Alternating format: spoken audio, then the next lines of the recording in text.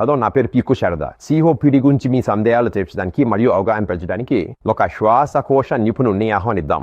మరి ప్రారంభిద్దాం. Doctor, COPD మరియు దాని లక్షణాలను అర్థం చేసుకోవడానికి మా సహాయపడండి.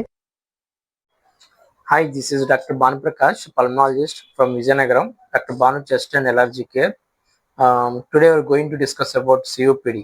So COPD అంటే ఏంటి, COPD తాలూకు లక్షణాలు ఏంటి, ఆ COPD తాలూకు పేషెంట్స్ కి ఏ రకమైన ఇబ్బందులు ఉంటుంది అనేది కూడా క్లియర్గా చూద్దాం. సో COPD అంటే ఏంటంటే chronic obstructive pulmonary disease. Chronic obstructive pulmonary disease అంటే ఎయిర్వేస్ అనేవి మనకి ఇన్ఫ్లేమ్ అవుతుంది, ఎయిర్వేస్ ఎఫెక్ట్ అయ్యి దానివల్ల ఏమవుతుందంటే డిఫికల్టీ ఆఫ్ బ్రీతింగ్ అనేది ఎక్కువగా రావడం జరుగుతుంది. సో ఇందులో ఏంటంటే ముఖ్యంగా సిఓపిడిలో 2 కాంపోనెంట్స్ అనేవి ఎక్కువ ఉంటుంది.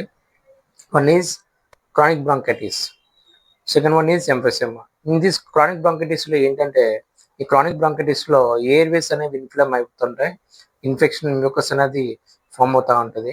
అదే ఎంఫెసిమాలో ఏమవుతుందంటే అల్వియోలర్ సాక్ కానీ మనకి ఈ ఎయిర్ సాక్స్ కానీ ఏమవుతుందంటే డ్యామేజ్ అవ్వడం కానీ ఎనలైజ్ అవ్వడం కానీ జరుగుతుంది. సో అందుకోనంగా ఎంఫెసిమా పేషెంట్స్ అనేవి లంగ్స్ అనేవి హైపర్ ఇన్ఫ్లేట్ అయిపోతూ ఉంటాయి. So hyper inflation lung feels అనేది ఎక్కువగా ఎంఫెసిమాలో చూస్తూ ఉంటాం. సో ముఖ్యంగా అదేవిధంగా ఇది ఎక్కువగా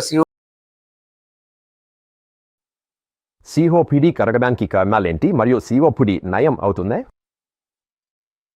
causes are most commonly, one is smoking, the second one is occupational exposures, air pollution, and some of the genetical causes also there. Genetical causes, one is alpha-1 antitrypsin deficiency is a genetical cause, and another other causes are human respiratory infections. These are the risk factors for the COPD. So risk factors ఇవన్నీ కూడా మనం దృష్టిలో పెట్టుకొని చాలా వరకు smoking ని కూడా మనం కంట్రోల్ చేసుకుంటే మనం ఈ స్మోకింగ్ సిఓపిడి వరకు రీచ్ అవ్వకుండా సేవ్ అవ్వచ్చు. ఇది ఎక్కువగా స్మోకర్స్ లో ఎవరిలో ఎక్కువగా వస్తుందంటే మిడిల్ ఏజ్ పర్సన్స్, 45 years వాళ్ళు కొంచెం ఎక్కువగా మనం సిఓపిడి అనేది ఎక్కువగా చూస్తుంటాం. అదేవిధంగా మనం ఈ సిఓపిడి అనేది స్మోకర్స్ లో కాల్చే వాళ్ళ ఎలా ఉంటుంది, ఆ ఎఫెక్ట్ ఎలా ఉంటుంది, దీన్ని ఎలా క్యూర్ చేసుకోవాలి, దీని ప్రివెంటివ్ ట్రీట్మెంట్ ఏంటి, కంప్లీట్ క్యూర్ ఉందా లేదా అన్నది కూడా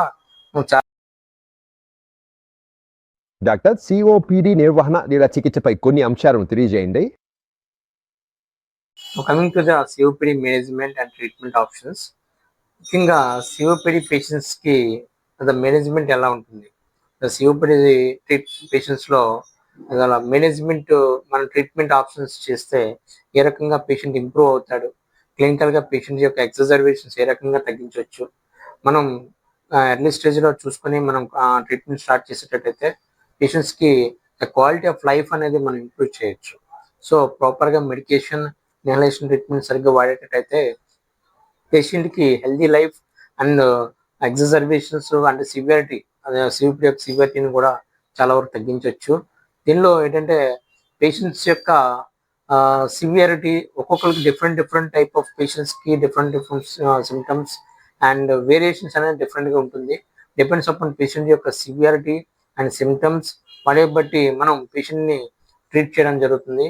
అదేంటంటే పేషెంట్ డాక్టర్ కంబైన్డ్ టుగెదర్, ఇద్దరు కలిపి వీళ్ళు వర్క్ చేస్తే మనం పేషెంట్ కి సక్సెస్ఫుల్ గా మనం పేషెంట్ ని సిమ్టమాటిక్ గా అలా విధంగా ఫర్దర్ గా దాని యొక్క సివియారిటీ పెరగకుండా మనం దాన్ని కంట్రోల్ చేయొచ్చు. ముఖ్యంగా సిఓపిడి పేషెంట్స్ అనేవాళ్ళు ఇన్హేలర్ అనేది కంపల్సరీగా వాడుతూ ఉండాలి. సో ఇన్హేలర్ వాడేటప్పుడు ఏ రకంగా వాడాలి, ఏది మెడిసిన్, ఇన్హలేషన్ డ్రగ్ ఏం తీసుకోవాలి అనేది కూడా ప్రాపర్ గా.